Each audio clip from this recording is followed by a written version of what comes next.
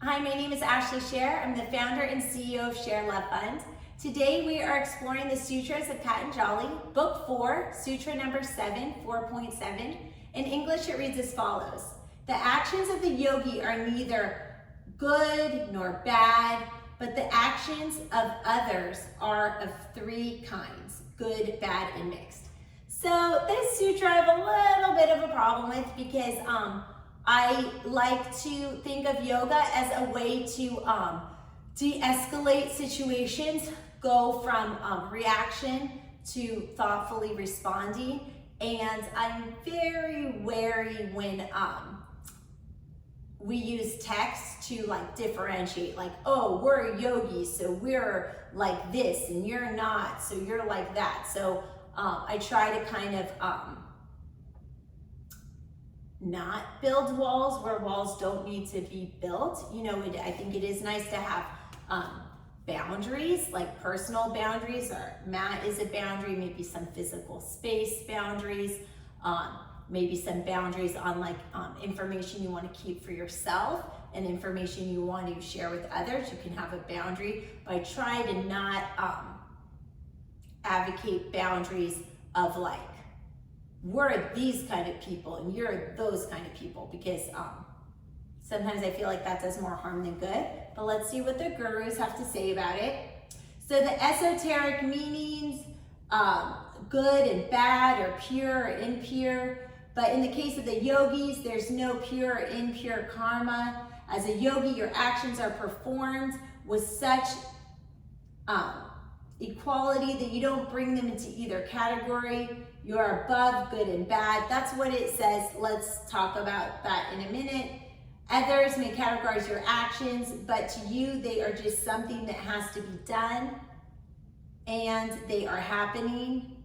It is like the case of an instrument, a knife, for example, or a fork. A fork just picks up food. You might say that it's good if it picks up the food properly, or it's bad if it's slippery, but it's just a fork, neither good nor bad. And so people can think of that as a yogi. That's what this text is saying. We'll talk about it more sort of in modern times. A fork doesn't really think about, oh, I'm hurting the fruit that I'm picking up or not. It's just doing its job. Like a yogi is not an agent for his or her own actions. A yogi is above dualities. This is what this text is saying. Again, we'll talk about it more. For a normal person, however, there are three kinds, good, bad, and a mixture of the two. Part of an act may be good, part of it may be bad. For example, you may do something beautiful, but your motive was a little selfish, like, you know, I'm going to bring someone flowers, but I want to be invited to their party. So it was like kind of nice to bring flowers, but kind of like not nice to be manipulative, to do an action to try to procure a particular result. The act is good, but the motive is bad. It's good for others, but not for you. So you can see the difference between a yogi's karma and the karma of others. Others say, oh, this is good, I did it perfectly, or oops, I goofed, or that's just so, but a yogi can't categorize it this way. So I think the modern day takeaway of this passage is that when you really get into like a deep level of serenity and self-contemplation,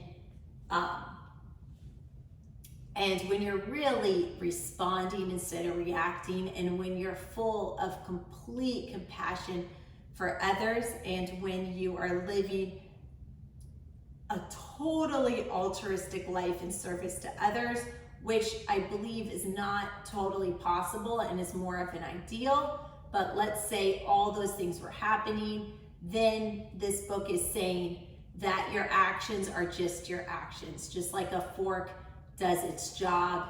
And they're saying that like when you totally surrender to faith and service to others, that you're just kind of on autopilot. That's what this text is saying. I think that it's not really worth exploring too much more on that, but good to know. Okay, namaste.